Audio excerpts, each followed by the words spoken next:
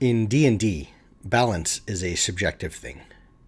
Most, DMs and players alike, can agree on what balance is, what it feels like. If one character deals 80% of the total damage during every encounter, the scales are tipped in their favor. Balance is about finding the midline. The goal is to find static equilibrium, where the plates on opposite sides of a weighing scale level off.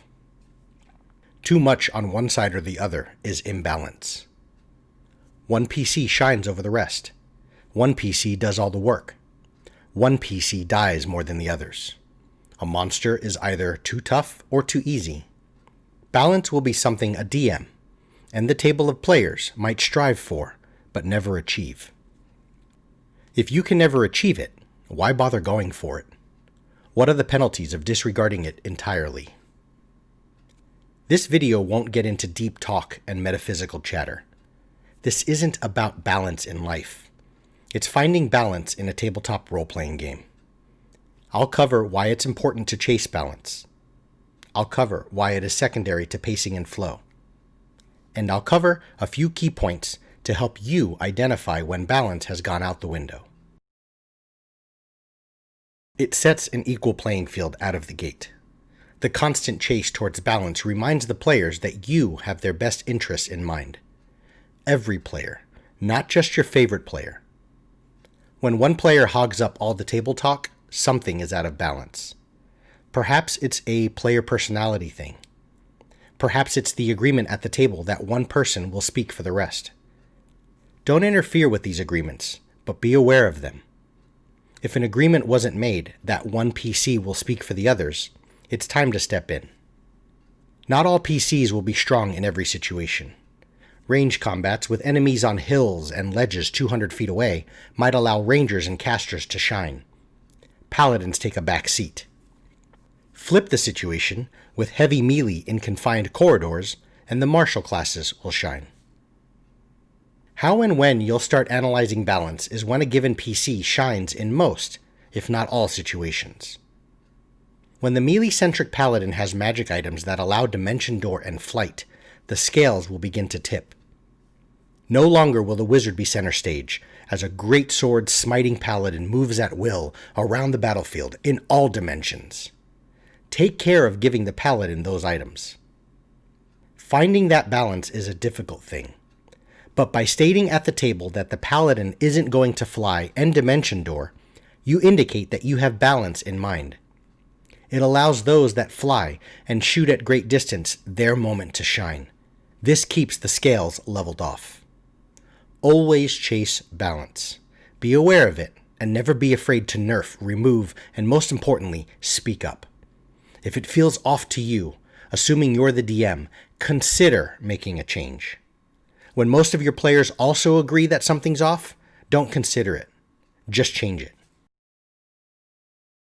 The pacing of your game is paramount. It represents the energy at the table, and when pace slows, what should be exciting falls flat. When the scales are off, don't add too much weight to either side during game time. You can add some in attempts to achieve the sweet spot where things level off. But don't keep noodling. Don't keep detailing the weight on each side until the scales settle in the middle. Doing that takes time, and if done during gameplay, something else is taking a back seat. Usually, it's the game itself. Just as you would a ruling, adjudicate something quick and fast, promise to get it exact later, and move on. If it's imbalanced, apologize if necessary. Certainly make the change, but move on. Inevitably, the attempt to find balance by removing the heavy stone on one side will tip the scales too much in the other direction. It's like overcompensating when turning the wheel of a car, or leaning too far on a bike. As said, don't try and find complete balance during game time. Jot it down, think on it for 30 seconds, make a decision, then say, "Okay, sorry, let's continue with the story." It is paramount that you find balance in between sessions. Address the situation, otherwise you'll lose trust, and players will want immediate changes for fear that you won't get to them at all. Think through imbalance. What's wrong with it? It eats up good energy. It creates strong emotions of unfairness and incorrect gameplay. Overall, it mucks up the flow of your game. Don't add fuel to the fire by messing with flow and pacing. Energy, flow, and pacing are the three cornerstones to good gameplay, at least in the D&D space. Nothing other than for the sake of fun should interfere with that. It's difficult to nail down when something is out of balance. There are certainly gross and obvious things, as the wish spell would be if it was a level 5 spell. A Tarask fight, for level 9 PCs, is not a balanced encounter. If by balanced you mean that either side of combatants have a fair shot at winning.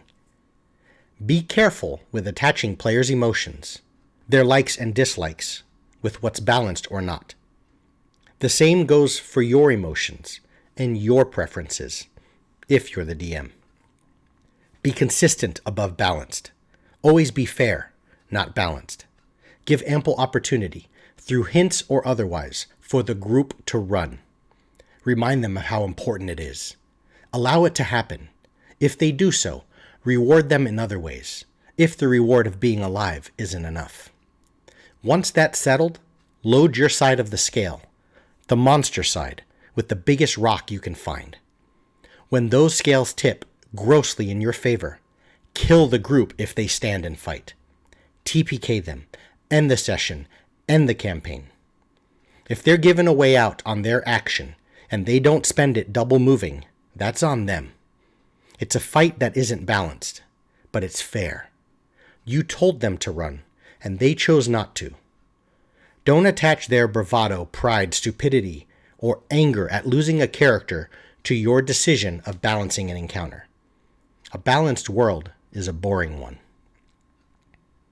Once you can separate the emotions, likes, dislikes, and such, from characters, encounters, monsters, spells, items, combats, and all other things, you can begin to find some semblance of what's balanced or not.